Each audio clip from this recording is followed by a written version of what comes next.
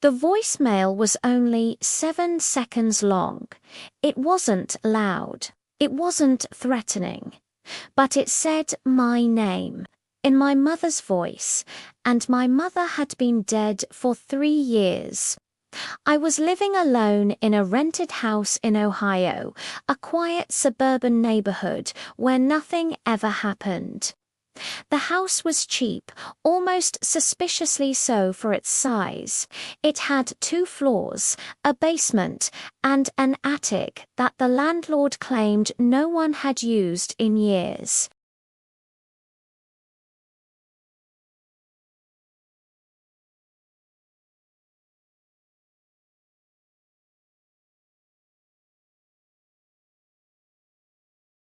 That should have been my first warning sign. My first mistake was ignoring it.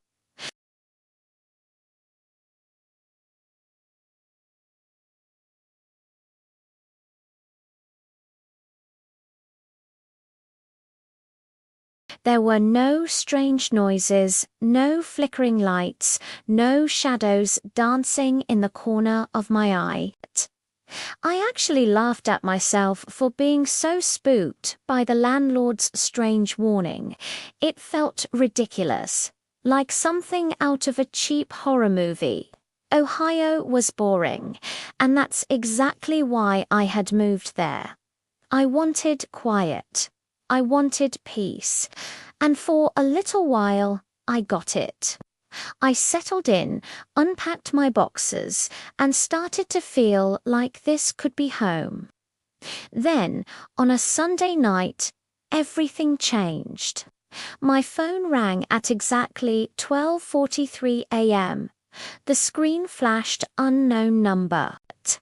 I was half asleep and groggy, so I just let it ring, assuming it was a wrong number or a telemarketer with bizarre working hours.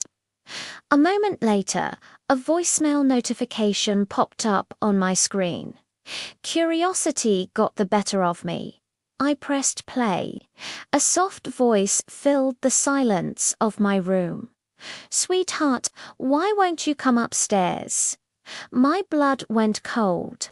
Every hair on my body stood on end. It was my mother's voice.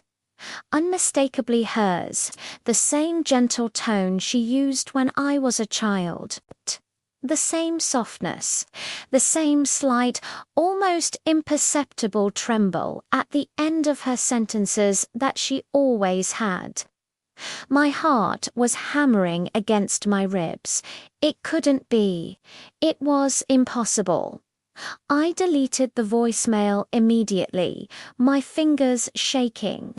I told myself it was a prank, a sick, twisted prank, but still just a prank. Someone had used an old recording, maybe, or an AI voice cloner. That had to be it. I refused to consider any other possibility. The next night, sleep wouldn't come. I lay in bed, staring at the ceiling, listening, and then I heard it. Footsteps, slow, deliberate, and heavy. They were coming from directly above my bedroom ceiling, from the floor I was explicitly told to avoid. I froze, not even daring to breathe. The footsteps paced back and forth for what felt like an eternity, then stopped right above me. The silence that followed was even worse. Then a whisper seemed to snake its way through the floorboards. "Come upstairs." It wasn't my mother's voice this time. It was something else. Something dry and ancient. I didn't sleep a wink that night. I just lay there, paralyzed with fear, until the sun came up. The next morning, as soon as it was a reasonable hour, I called the landlord. My voice was shaky, but I tried to sound calm. As I explained what happened, he didn't sound surprised at all. There was no shock, no disbelief, just a tired resignation. "You heard it. didn't you?" he said quietly. His tone sent a fresh wave of terror through me. "Listen to me very carefully," he continued, his voice low and urgent. "Do not respond to it. Do not go upstairs. And whatever you do, never ever answer the phone after midnight." "What is it?" I asked, my voice barely a whisper. "What's in my house?" He hung up. He just hung up on me. The line went dead, leaving me alone with the buzzing silence and the dawning, horrifying realization that I was trapped. That night, I prepared for a siege. I turned on every single light in the house, flooding every room with a harsh, artificial glare. I sat on the couch in the living room, clutching a heavy book like a weapon, my eyes glued to the clock. At midnight passed.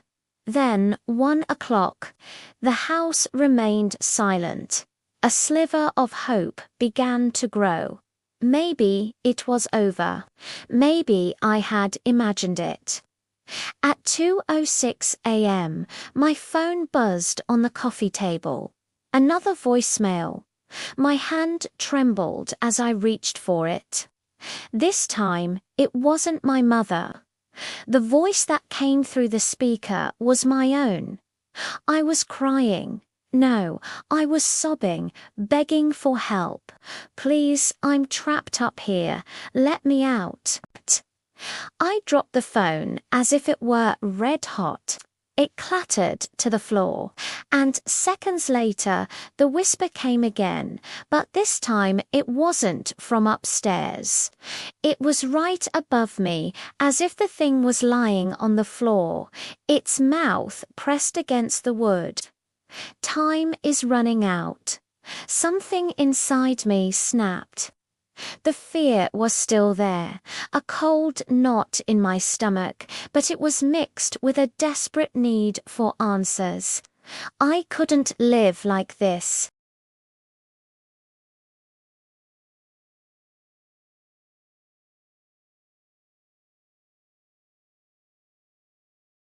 The air was colder there, unnaturally cold. Each wooden step creaked under my weight, protesting as if it hadn't been used in decades. I told myself I would just look. Just a quick peek, nothing more.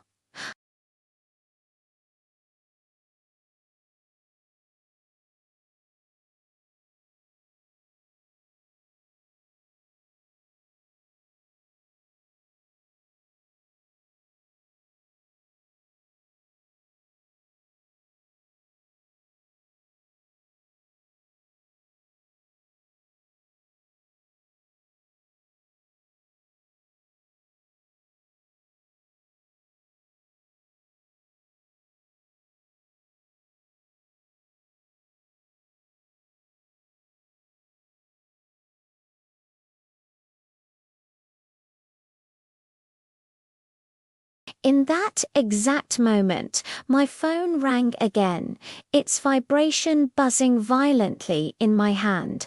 Unknown number. Without thinking, my thumb swiped across the screen. I answered.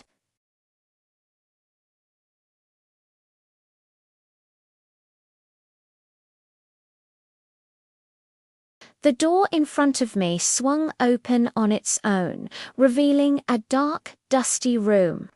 And inside, I saw them. Dozens of people standing perfectly still, like a collection of wax figures.